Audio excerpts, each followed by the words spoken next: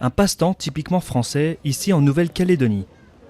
La relation avec la France de ce territoire du sud du Pacifique est au cœur d'un débat. L'île se prépare à organiser un référendum pour l'indépendance, prévu dans les 4 prochaines années. Beaucoup d'habitants pensent qu'il est grand temps pour la Nouvelle-Calédonie de devenir autonome. Indépendance avec tout le monde, pour qu'on construire ensemble et puis chacun avoir des responsabilités. Une indépendance rendue possible par les richesses de l'île. Sa principale ressource, le nickel.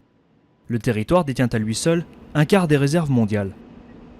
Et nous avons évidemment un potentiel ici de ressources, notamment au niveau de la mer, mais aussi au niveau des services, au niveau du tourisme, au niveau d'autres secteurs importants, même l'agroalimentaire, etc. Qui fait que nous avons la possibilité d'organiser tout cela. Un accord datant de 1998 a établi la structure pour un référendum après des violences politiques dans les années 80 qui ont fait 70 morts. L'ONU a placé la Nouvelle-Calédonie sur la liste des territoires à décoloniser, mais les partis pro-français dominent le Congrès. Pour ces derniers, l'indépendance de l'île laisserait l'économie locale en lambeaux.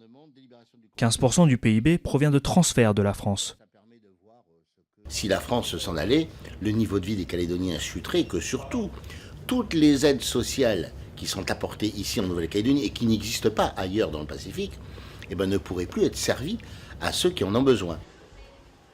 Les richesses de l'île ne sont pas partagées équitablement. Les Kanaks, groupe ethnique le plus important, sont les plus touchés par les coûts élevés de la vie. Récemment, le président a appelé à remplacer l'accord de 1998, jetant les bases du référendum. Une décision qui permettrait d'éviter le vote, tout en obtenant plus d'autonomie pour le territoire, sans pour autant rompre les liens avec la France. En fait, l'intérêt, surtout de la question, c'est que ça doit être, est-ce que vous êtes d'accord, vous, Calédoniens, pour un nouvel accord qui aurait été négocié entre les uns et les autres? Si les politiciens ne s'accordent pas sur une date pour le référendum d'ici 2018, Paris devra s'en charger.